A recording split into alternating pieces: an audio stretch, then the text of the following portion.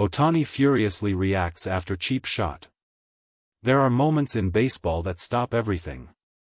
Not because of a home run. Not because of a strikeout. Not because of a walk-off in the ninth inning with the bases loaded and the crowd on its feet. But because something happened on that field that had no place in the game. Something that made every person in that stadium go completely silent. Something that made even the most seasoned veterans of the sport look at each other and ask the same question. What just happened? That was the feeling inside PNC Park on that night. That was the energy that filled the air the moment the play unfolded. And at the center of it all was a name that needed no introduction. Shohei Ohtani. The man who had already rewritten every rule baseball thought it knew. The man who showed up to the ballpark every single day and did things that coaches, managers, and scouts spent their entire careers telling young players were impossible. The man who was not supposed to be human by the standards of the sport itself. And someone had just taken a cheap shot at him. It didn't start as a dirty game. It started as a competitive one. The Pittsburgh Pirates came into this matchup with something to prove. They were not a team that the baseball world circled on the calendar. They were not a franchise that had the luxury of Ohtani or the depth of the Dodgers or the payroll that made winning feel like a formality. They were a team that played with grit. A team that played with edge. A team that sometimes let that edge cross a line it had no business crossing. The early innings were physical. They were intense. Every pitch carried weight. Every at-bat felt like a negotiation. Ohtani stepped into the batter's box with the calm of a man who had been in bigger moments and survived all of them. The Pirates pitcher worked carefully. Everybody in the stadium could see it. Everybody on both benches could feel it. This was not a pitcher going after a hitter. This was a pitcher trying not to make a mistake. Ohtani didn't give him a chance to make one. By the third inning, he had already made his presence felt. Not with a home run. Not with a moment that would immediately flood social media. Just with the quiet, suffocating pressure that the greatest players in the world impose on a game simply by existing inside it. The Pirates knew what they were dealing with. Every person in that dugout knew what they were dealing with. And somewhere in that knowledge, a decision was made. The play happened fast. Those who were watching in real time said it was one of those moments where your brain processes the image before it processes what the image actually means. One moment Ohtani was moving through the baseline. The next moment, the Pirates' first baseman had made contact that had nothing to do with baseball. It wasn't a collision. It wasn't an accident. It wasn't the kind of thing that happens in a fast game between two players trying to do their jobs.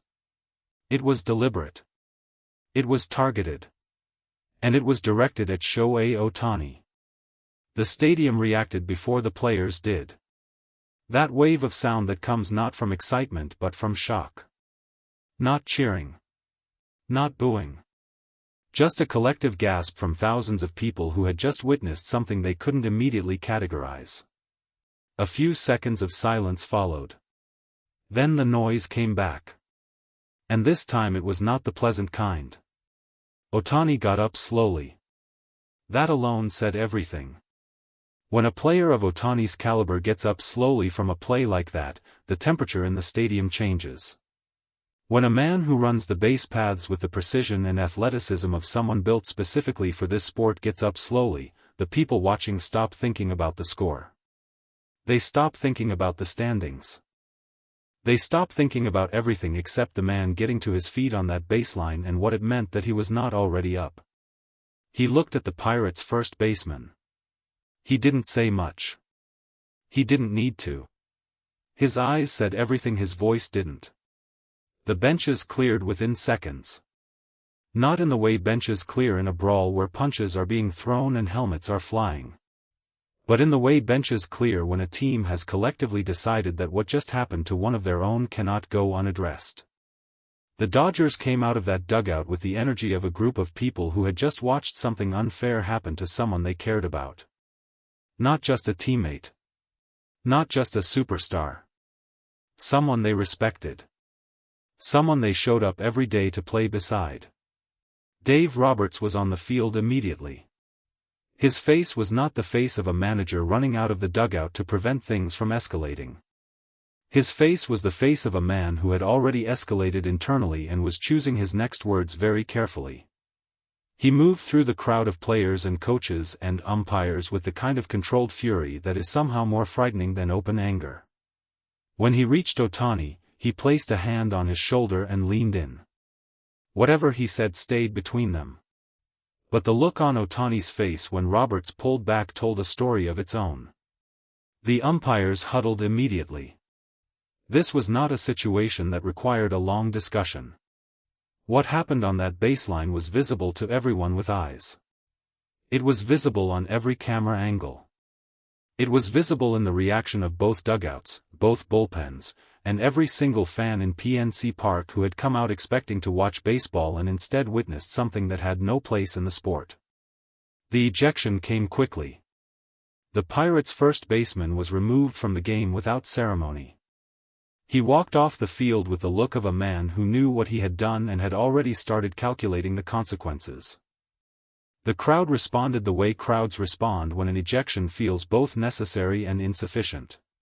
Because sometimes removing a player from a game feels like not enough. Sometimes the moment demands more than an umpire pointing to the exit. This was one of those moments. MLB did not wait long. In the hours following the game, the statement came. It was not a suspension of 3 games. It was not a fine that a professional baseball salary makes meaningless. It was not the kind of disciplinary language that the sport sometimes uses to acknowledge something happened without truly confronting what happened. MLB confirmed a lifetime ban for the Pirates' first baseman. The language in the official statement was direct. The league made clear that the contact was intentional. The league made clear that it was directed at a specific player. The league made clear that there was no version of this incident that could be classified as a competitive play gone wrong. This was not baseball. This was something else entirely. And the sport was treating it as something else entirely. The lifetime ban was not a surprise to the people who had watched the replay. It was a surprise only in the sense that the sport rarely moves this quickly. MLB has a history of measured responses. Of processes that take days or weeks. Of statements that acknowledge incidents without fully condemning them. This was different. This statement had a finality to it that the sport does not often reach. And the finality was appropriate. Because what happened on that baseline was final in its own way. It was the kind of act that cannot be undone with a press release or a suspension or an apology delivered through a team spokesperson. Otani spoke after the game. He did not speak for long. He did not stand in front of the microphone and deliver a speech about justice or the integrity of the sport or what it meant to be targeted in this way. He spoke the way he plays. With precision. With economy. With the quiet authority of someone who does not need volume to be heard. He was asked directly, "What was your reaction when it happened?" He paused. Not the pause of someone searching for words. The pause of someone choosing which words to use. I felt it immediately. I knew it was not an accident. The room was quiet after that. He was asked if he thought the lifetime ban was the right response. He paused again.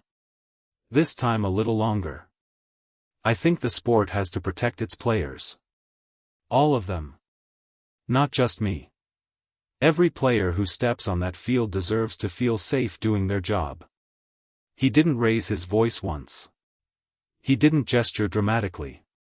He didn't perform outrage for the cameras. He simply said what he believed, looked at the reporters in front of him, and waited for the next question with the composure of a man who had already processed what happened and decided how he was going to carry it forward. That composure was more powerful than any explosion of anger could have been. Dave Roberts stood at the microphone for a longer time. His voice carried the weight of someone who had spent the hours between the final out and this press conference thinking carefully about what he wanted to say and how he wanted to say it. He looked tired. Not the tiredness of a long season. The tiredness of watching something happen to one of your players that should never happen to any player. He was asked if he felt the league responded appropriately. Roberts nodded slowly before he spoke. A lifetime ban tells you everything you need to know about how serious this was. And it should be serious. Because what happened out there tonight was not baseball. I've been in this sport my entire life. I've seen hard plays. I've seen aggressive plays. I've seen plays where the line gets blurry. This was not one of those plays. There was nothing blurry about this. He paused there. Let the silence do some of the work. Shohei is the best player in the world.